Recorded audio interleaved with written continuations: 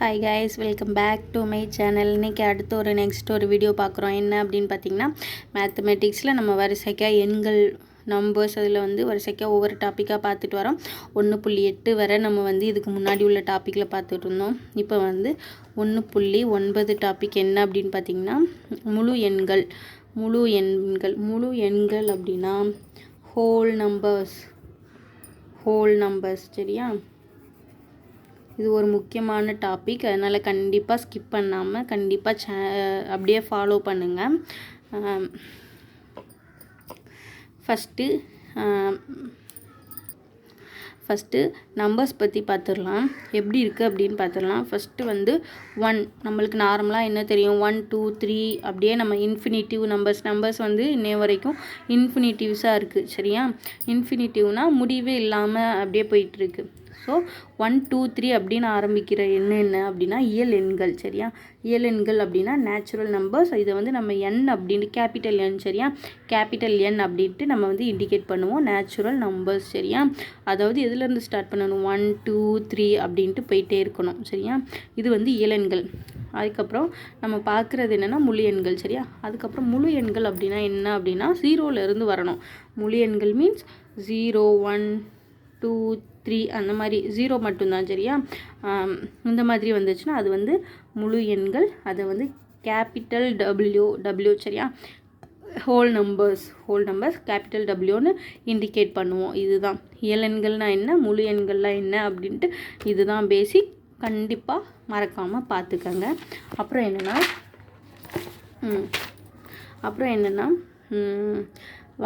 Next topic இயல் எண்கள் மற்றும் முழு எண்கள் மீதான கூற்றுகளை நினைவு கூறுதல் அப்படின்னு இருக்கு.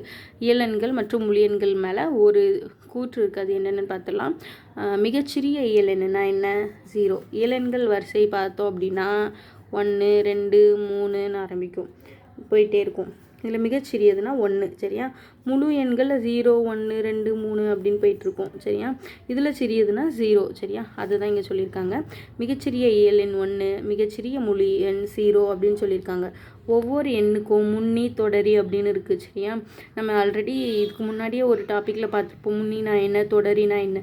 தொடரி அப்படின்னா ஒரு நம்பரோட 1 கூட்டும்போது, அதாவது அதோட நெக்ஸ்ட் வேல்யூ என்ன, அதுதான் தொடரி. முன்னி அப்படின்னா அதுக்கு முன்னாடி உள்ள நம்பர் அப்படின்னு இருக்கும். ஒவ்வொரு எண்ணுக்குமே என்னது இருக்குது அப்படின்னா முன்னி இருக்குது. சரியா? ஒவ்வொரு எண்ணுக்குமே எப்படி இருக்குது, முன்னி இருக்குது. சரியா? ஒவ்வொரு எண்ணிற்கும் முன்னி உண்டு. அதாவது டபிள்யூ அப்படின்னா ஹோல் நம்பர். சரியா? அதாவது முழு எண்களில் 1க்கு முன்னி 1 ஹோல் நம்பர்ஸ்னால் இது 1க்கு முன்னாடி 0 இருக்குது. ஸோ 1க்கு முன்னி இருக்குது. ஆனால் நேச்சுரல் நம்பர்ஸில் 1க்கு முன்னி கிடையாது. ஏன்னா இங்கே எந்த நம்பருமே இல்லை. இது இயல் எண்களில் இதுக்கு முன்னி கிடையாது. ஆனால் ஹோல் எண்களில் 0க்கு முன்னி கிடையாது. சரியா? இதில் 1க்கு முன்னி கிடையாது, இதில் 0க்கு முன்னி கிடையாது. இதுக்கு 1க்கு முன்னி 0 இருக்குது. சரியா? எண்கள் முடிவற்றவை. நான் ஆல்ரெடி சொன்னேன் எண்கள் எப்படி இருக்கும் அப்படின்னா இன்ஃபினிட்டிவ்ஸ். அதுதான் இந்த சிம்பிள் போடுவாங்க, இன்ஃபினிட்டிவ். சரியா?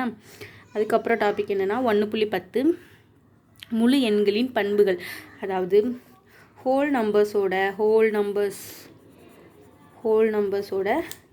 கேரக்டரிஸ்டிக்ஸ்னால் பண்புகள் அப்படின்ட்டு சொல்லுவாங்க. சரியா? கூட்டல் மற்றும் பெருக்கலின் பரிமாற்று பண்பு. அதாவது இதில் தான் இந்த பரிமாற்று பண்பு, சேர்ப்பு பண்பு அந்த மாதிரி வரும். சரியா? ஏன்னா இதில் தான் ஹோல் நம்பர்ஸ் பற்றி கொடுத்துருக்குதுங்க. சரியா? பரிமாற்று பண்பு அப்படின்னா என்ன அப்படின்னு பார்த்தலாம். 2 எண்களை அதுவும் கூட்டல் மற்றும் பெருக்கல் மீது அப்படின்னு தான் கொடுத்துருக்காங்க. 2 எண்களை கூட்டும் போதோ இல்லைன்னா பெருக்கும்போது, சரியா, அவன்களின் வரிசை அவற்றின் கூடுதலை பாதிக்காது. சரியா? 2 நம்பரை கூட்டும்போது அதோட வரிசைனா, அதாவது மாற்றி போட்டால் கூட அந்த நம்பர்ஸை மாற்றி போட்டால் கூட கூட்டுதலை பாதிக்காது. இது கூட்டல் அல்லது பெருக்கலின் பரிமாற்று பண்பு. அதாவது கூட்டல்னா கூட்டலோட பரிமாற்று பண்பு, பெருக்கல்னா பெருக்கலோட பரிமாற்று பண்பு அப்படின்னு சொல்லியிருக்காங்க. சரியா? கீழே என்ன எக்ஸாம்பிள் கொடுத்துருக்காங்கன்னு பாருங்கள். 43 ப்ளஸ் 57 ஈக்குவல் டு 57 ப்ளஸ் 43 சரியா. ஏன்னா இந்த நம்பர் இங்குடி வந்தாலும் இந்த நம்பர் இங்குடி வந்தாலும் அதோட வேல்யூ வந்து மாற போகிறது கிடையாது. இது வந்து கூட்டலுக்கும் அப்படி தான் இருக்கும், பெருக்கலுக்கும் அப்படி தான் இருக்கும் சரியா. அதனால தான் கொடுத்துருக்காங்க இவ்வளவு. எல்லா நம்பர்ஸுமே மாற்றி மாற்றி போட்டால் கூட அதோட வேல்யூ கரெக்டாக இருக்கும். அதை தான் இங்கே சொல்லியிருக்காங்க சரியா. ஆனால் இது வந்து கூட்டலுக்கும் பெருக்கலுக்கும் வந்து பரிமாற்று பண்பு வந்து என்ன ஆகும் அப்படின்னா சரியாக இருக்கும். ஆனால் கழித்தலுக்கு எப்படி சரியாகும்னு பாருங்கள். இப்போது 7 - 3 ஈக்குவல் டு 3 - 7 அது எப்படி சரியாகும்? 7 - 3னா மிச்சம் இங்கே எத்தனை இருக்குது? 4 ஆகிடும். இங்கே 3 மைனஸில் போயிடும். மைனஸ் இங்கே 3னா -4 ஆகிடும். அப்போ இது ரெண்டும் எப்படி ஈக்குவல் ஆகும்? நாட் ஈக்குவல் சரியா. அதனால தான் கழித்தலுக்கு வந்து கழித்தலுக்கும் வகுத்தலுக்கும் இந்த பரிமாற்று பண்பு சமமாக ஆகாது. அதை தான் இங்கே ரெண்டுமே கொடுத்துருக்காங்க. கழித்தலுக்கும் வகுத்தலுக்கும் விலைகள் வந்து சமமாக இருக்காது.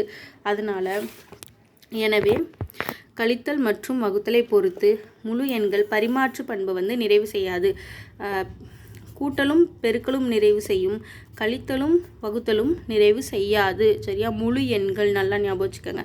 அதுக்கப்புறம் இது வந்து பரிமாற்று பண்பு பார்த்துட்டோம். நெக்ஸ்ட் வந்து சேர்ப்பு பண்பு சரியா. சேர்ப்பு பண்பு அப்படின்னா நம்பர் வந்து நம்ம மாற்றி மாற்றி சேர்த்துக்கிட்டாலும் சரியா, அதுதான் சேர்ப்பு பண்பு. இதை நான் டீட்டெயிலாக சொல்கிறேன். பல எண்களை கூட்டும்போது அவ்வெண்களின் வரிசையை பற்றி கருத்தில் கொள்ள தேவையில்லை. இது கூட்டலின் சேர்ப்பு பண்பு எனப்படும். நிறைய அதில் வந்து 2 நம்பர் இருந்தது, அதை மாற்றி மாற்றி போட்டால் கூட அதுக்கு வந்து வேல்யூ மாறாது அப்படின்னு சொல்லியிருந்தோம். இங்கே என்னென்னா நிறைய நம்பர்ஸ் இருக்கும். நிறைய நம்பர் இருக்கும்போது எக்ஸ்ட்ராவாக ஒரு நம்பரை மாற்றி சேர்க்கிறோம், இதோட ஆர்டர் இல்லாமல் வேறு நம்பரை மாற்றி சேர்க்கும்போது அப்போவுமே அதோட விடை வந்து மாறாது. ஸோ இதுதான் கூட்டலின் சேர்ப்பு பண்பு எனப்படும். இது போன்று பல எண்களை பெருக்கும் போதும், இது கூட்டலுக்கும் அப்படி தான், பெருக்கும் போதும் அதை வந்து வரிசையை வச்சு கருத்தில் கொள்ள தேவையில்லை. இது பெருக்கலின் சேர்ப்பு பண்பு எனப்படும் சரியா. அதாவது என்னென்னா 43 + 57 இதுங்க 25. நம்ம இப்போ என்ன பண்ண போகிறோன்னா ஃபஸ்ட்டு இதை கூட்டிட்டு அப்புறம் வந்து இப்போ இது கூட்டும்போது 1 100 ஆகுதா? 100 ஆகுது சரியா. அப்போ இங்கே 100 + 25 125 அப்படின்னு வரும் சரியா. ஃபஸ்ட்டு இதை கூட்டியிருந்தோம். அப்புறம் இங்கே வந்து என்ன பண்ணியிருக்காங்க, இந்த ப்ராக்கெட்ஸ் இதில் ரொம்ப முக்கியம், கண்டிப்பாக போடணும். ஏன்னா நம்ம எதை ஃபஸ்ட்டு கூட்டுறோம், எது செகண்டாக கூட்டுறோங்கிறது வந்து தெரியணும். இப்போ இதில் இருக்கிற ப்ராக்கெட்ஸ் வந்து அப்படியே இதுக்கு மாறியது. இதுக்கு மாற்றும் போது என்ன ஆகுது, இதை கூட்டும்போது எவ்வளோ கிடைக்குது அப்படின்னா 82 கிடைக்குது. ஆனால் இங்கே கிடைச்ச வேல்யூ மாறுது, இங்கே கிடைச்ச வேல்யூ மாறுது பார்த்தீங்களா. இப்போ 82ஓட சாரி கைஸ், இது ரெண்டையும் கூட்டும்போது 82 கிடைக்கும். அதோட 43 கூட்டும்போது 82 + 43 5 12 125. இங்கேயும் 125, இங்கேயும் 125. ஸோ இதோட இந்த வரிசை வந்து நம்ம மாறினாலும் அதோட வேல்யூ வந்து கரெக்டாக இருக்குது. இது கூட்டலுக்கும் அப்படி தான், பெருக்கலுக்கும் அப்படி தான் சரியா. அதை பெருக்கலுக்கும் ஒரு வேல்யூ கொடுத்துருக்காங்க. இதுவும் நீங்கள் முடிஞ்சால் போட்டு பாருங்கள். ஏன்னா நம்ம அதோட ஆன்சர் வந்து கரெக்டாக ஈக்குவலாக இருக்கும் சரியா. அப்போது சேர்ப்பு பண்பும் கூட்டலுக்கும் பெருக்கலுக்கும் நிறைவு செய்யும் சரியா. ஆனால் இது கழித்தலுக்கும் வகுத்தலுக்கும் நிறைவு செய்தான்னு பார்த்தா முழு எண்களில் கழித்தல் மற்றும் வகுத்தலானது சேர்ப்பு பண்பை நிறைவு செய்யாது. அதாவது பரிமாற்று பண்புக்கும் அப்படி தான், சேர்ப்பு பண்புக்கும் அப்படி தான் இருக்குது சரியா. இப்போ 2 இது பார்த்துருக்கோம். 3வது வந்து பங்கீட்டு பண்புன்னு சொல்லுவாங்க. அதாவது பங்கீடு சரியா, பங்கீட்டு பண்பு அப்படின்னு சொல்லுவாங்க சரியா. இப்போ வந்து கூட்டல் மற்றும் கழித்தல், இது வந்து கூட்டலுக்கும் கழித்தலுக்கும் தான் பொருந்தும் அப்படின்னு வாங்க பார்க்கலாம் எப்படி இருக்குன்னு.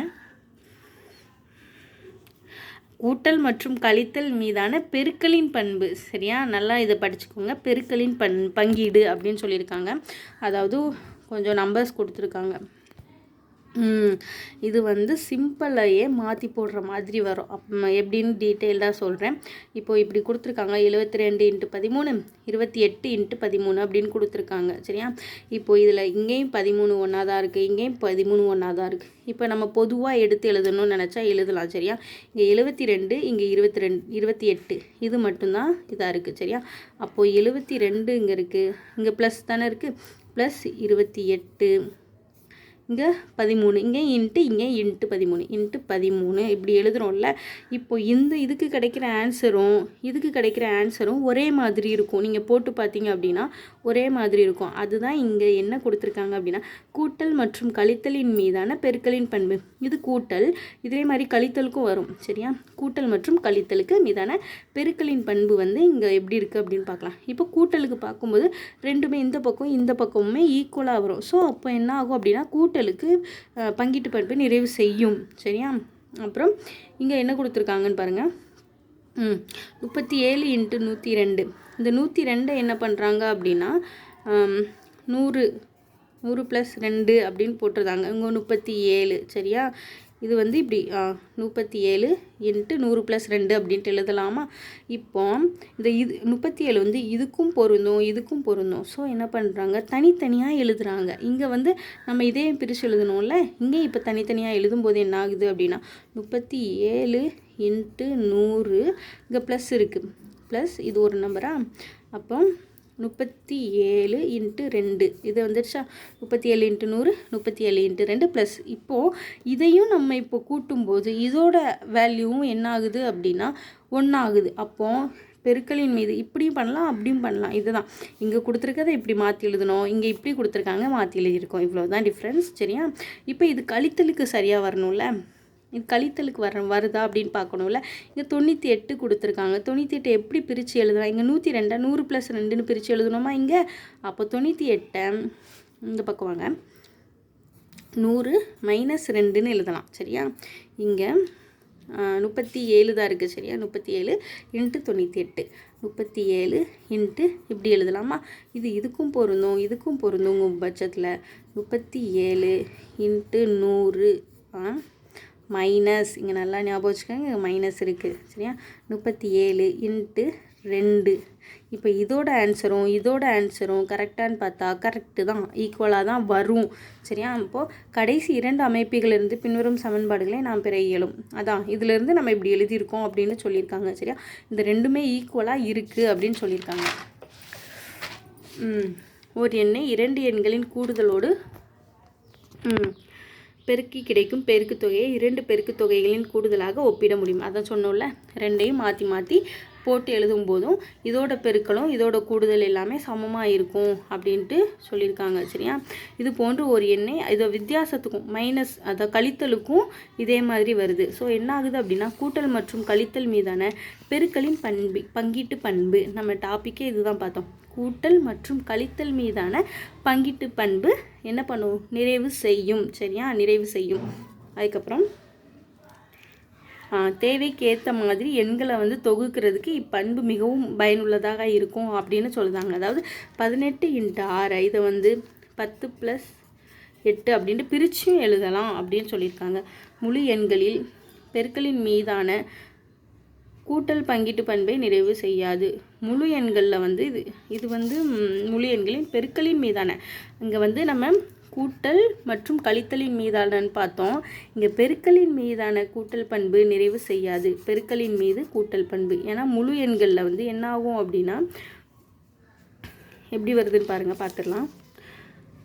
பெருக்கலின் மீதான கூட்டல் பங்கீட்டு பண்பு. சரியா, இங்கே 10 + இது இப்படி இருக்குதா, இதுக்கு ஆன்சர் 5 50 50 + 60ன்னு வரணும். சரியா, இதை இப்போ பிரித்து எழுதும்போது என்ன ஆகுனா இதுக்கு வரும் இதுக்கும் வருமா, 100 10 + 10 அப்படிங்கும்போது 20. சரியா, இங்கே இன்ட்டு அந்த இன்ட்டு அப்படியே போட்டுருவோம்.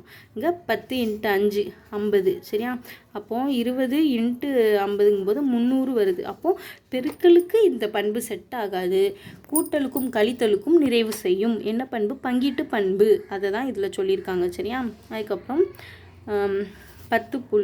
1.10.4 கூட்டல் மற்றும் பெருக்கல் சமணி. சமணின்னா என்ன அப்படின்ட்டு நம்ம ஏற்கனவே பார்த்துருக்கோன்னு நினைக்கிறேன். எந்த ஒரு எண்ணுடன் 0ஐ கூட்டும்போது நமக்கு அதே எண் கிடைக்கும்.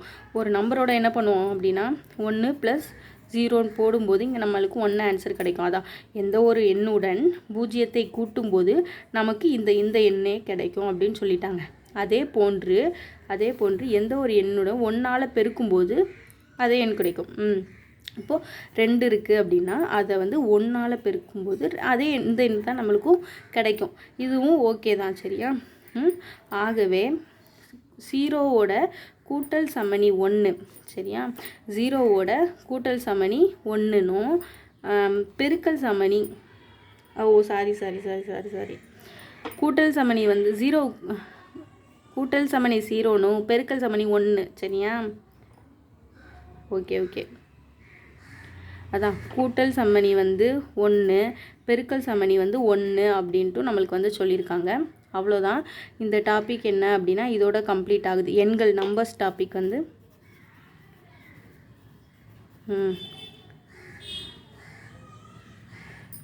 நம்பர்ஸ் டாபிக் வந்து என்ன ஆகுது அப்படின்னா இதோட கம்ப்ளீட் ஆகுது. அதுக்கப்புறம் வந்து 2வது சப்ஜெக்டில் இயற்கணிதத்தை பற்றி ஒரு டாபிக் வந்து நம்ம படிக்க போகிறோம். அதை நீங்கள் ஃபாலோ பண்ணணும்னு நினச்சிங்கன்னா நம்ம சேனலை வந்து கண்டிப்பாக சப்ஸ்கிரைப் பண்ணி வச்சுக்கோங்க. அப்படியே நீங்கள் ஃபாலோ பண்ணிகிட்டே வாங்க. Thank you so much.